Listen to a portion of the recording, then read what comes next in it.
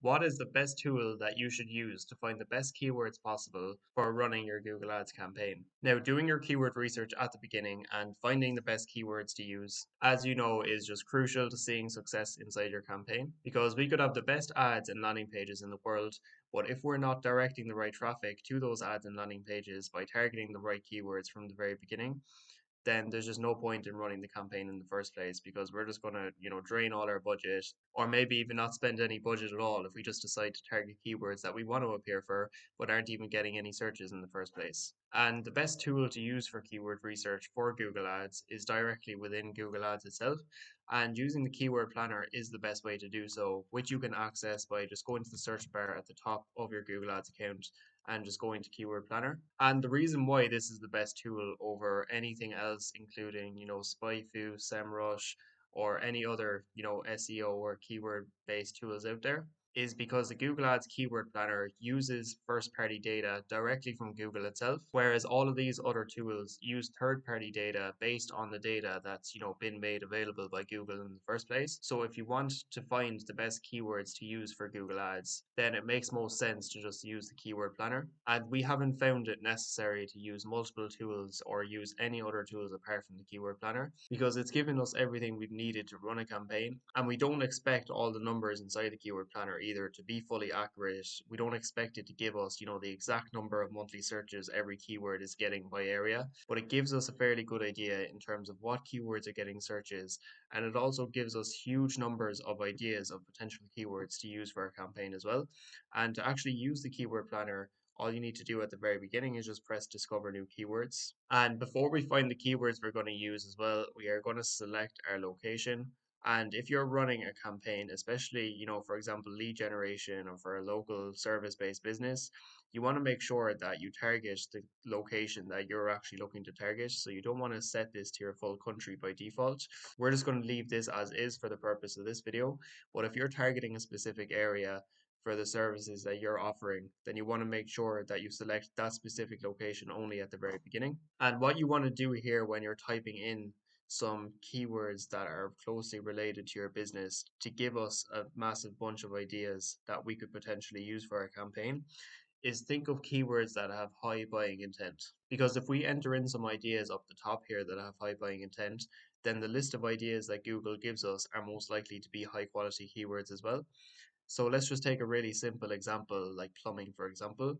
Instead of just typing in plumbing here and just getting a bunch of plumbing related keywords, we can type in things that have more high buying intent. And what I mean by high buying intent is things that indicate that the person is actually looking to get the job done. And things that have high buying intent would have things like near me attached to the end of it, or plumber in my area, for example, because having modifiers like near me, when somebody searches for something near me, then they're most likely, highly interested in that product or service. You can also have, plumbing company, plumbing contractor, and so on. And you only need a few of these to get enough ideas of keywords that we could use for a campaign.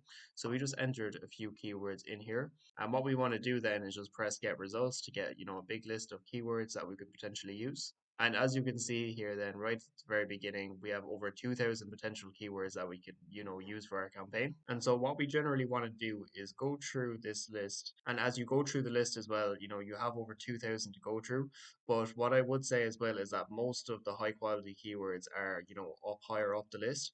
But at the same time, you can find a lot of like lower search volume, but really high quality, high buying intent keywords that are more specific as you go down as well. So it is worth going through, the full list of suggestions that you're given. But to reduce the amount of keywords that you're going to have to go through as well, you can refine these keywords. And so straight away under this plumber column here, you can see quite a lot of keywords that indicate competitor names because there's names of companies right here, and you never want to appear for competitor names when running a service-based business because if someone's looking for a specific company, then it's very unlikely that they're going to choose you instead, even if you have much better ads. So we want to exclude these straight away. And then other brands is also something you want to exclude as well because they're usually either brands of materials or, actual brands of companies, for example, franchises or other company names that you just don't want to appear for. And also service then is also a good way to refine your keywords further as well. So let's just say you're a plumber that only does like residential repairs. So you could keep in repairs, emergency plumbing, but let's say you don't do anything related to installation, so you can remove that. Same with water heater service, drain cleaning, commercial plumbing, electrical, bathroom, and so on. So you can start eliminating things that you don't actually, provide, that you don't want to appear for in the first place, just to save you a lot of time on, different keywords that you don't want to appear for. So that way, when you're going through the list, there's less of a list that you actually have to go through in the first place. Same with amenity as well. So, if there's specific, aspects that you notice that, you don't want to appear for if this word is mentioned, or same with like, resource as well. And when you come down to others, is what's very useful as well is that, if we know that we don't want to appear for any cost related searches, then we can just remove that so that we don't have any cost based keywords in our list. So that's just removed straight away and it saves us having to go through it manually. And basically, you just have a list of words that if you know that you don't want to appear for any keywords that mention this word, you can just remove that at the beginning. And, your list is massively refined. And now we have a list of only about, half of what we initially had. There's about 1,100 from our original 2,000. So it's just going to save us time on the amount of, potential keywords that we have to go through. And in terms of these columns, then the most important really that we obviously need to be aware of are obviously the keywords themselves and how many average monthly searches that we're getting, because we want to target at least some keywords that have a decent amount of search volume, anywhere from 100 to 1,000 searches a month or more, because we want to have at least a few of these keywords inside our campaign to know that we're actually going to get search volume and actually, get impressions and clicks from our keywords. Because, we could be targeting all the best, high buying intent, really specific keywords in the world.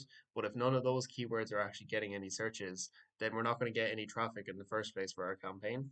So you want to target at least a few high volume, high average monthly searches keywords, but that isn't stopping you from going through the full list and targeting some keywords that have even under 100 average monthly searches, because a lot of the time as well those more specific keywords are often the best performing ones, but you just want to have them alongside some higher average monthly searches keywords, so that way then you're still getting enough search volume but you still have the most high quality high buying intent keywords in there. And with your keywords as well, high buying intent really is the most important word I can think of to summarize what you want to be thinking about with your keywords. For whatever service you're offering, you really want to just think, does this keyword indicate that the person on the other end is actually looking to get the job done? Or do you think they're just somewhat browsing?